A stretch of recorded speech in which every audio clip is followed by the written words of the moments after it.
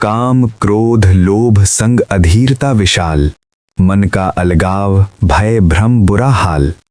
कृत्य किना सूझ अंध मन का तनाव, सुमति हरे ये सब अनर्थ का फैलाव। इन शब्दों का अर्थ है कि तृष्णा के बंधनों के साथ काम क्रोध लोभ और साथ साथ बड़ा भारी मन की अधीरता का दोष भी होता है। हमें जिस सुख की तृष्णा है उसी सुख की तृष्णा को पूरा करने की दिशा में मन सदा भागता रहता है। इससे मनुष्य के भीतर तृष्णा का तनाव पैदा होता है। इसी तनाव के कारण मन को सत्य ज्ञान को खोजने की लगन नहीं लगती। तृष्णा के सुख की दिशा को छोड़कर और सत्य के ज्ञान ध्यान की दिशा में मन का न लगना ही रूपदोष कहलाता है। इसी तृष्णा के सुख के कारण कई प्रकार का भय व भ्रम भी पैदा होता है। इससे मन का हाल बहुत बुरा व दुखदायी हो जाता है। ऐसी अवस्था में कर्तव्य का भी कोई ज्ञान कोई ध्यान नहीं रहता।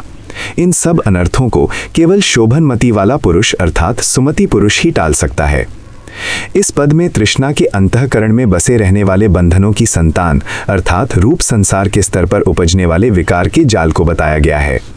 जिन तृष्णा की वस्तुओं में सुख होने पर राग का बंधन उपजता है, उन्हीं प्राणी व पदार्थ रूपी वस्तुओं में काम या इच्छा उत्पन्न होती है।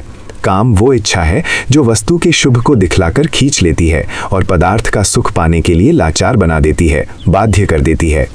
ये राग के बंधन का विकार है। यदि ये कामना पूर्ण न की जाए, अधूरी रह जाए और राग प्रबल हो तो यही काम क्रोध रूप विकार में बदल जाता है। काम के अधिक सुख की इच्छा ही लोभ कही जाती है। सांसारिक वस्तुओं के सुख के लोभ से ही मन अधीर हो जाता है। तब वह उस विषय सुख के थोड़े से वियोग को भी सहन नहीं कर पाता। इससे पाप तक करने पर उतारू हो जाता है।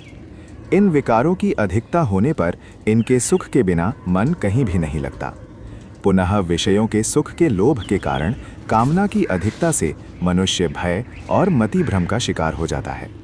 रोग और दूसरों से विरोध आदि के कारण से भयभीत रहता है और अपने आप में मन कुछ का कुछ अपने और दूसरों के विषय में भ्रम के कारण कल्पना कर करके दुखी होता रहता है। इन सब विकारों वाले मन में कृत्य या कर्तव्य की सूझबूझ भी नहीं रहती।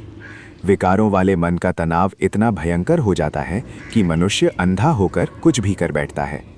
ये सब अविद्या वाला मन ही तृष्णा को प्रकट करके अनर्थ का जाल बिछाता है।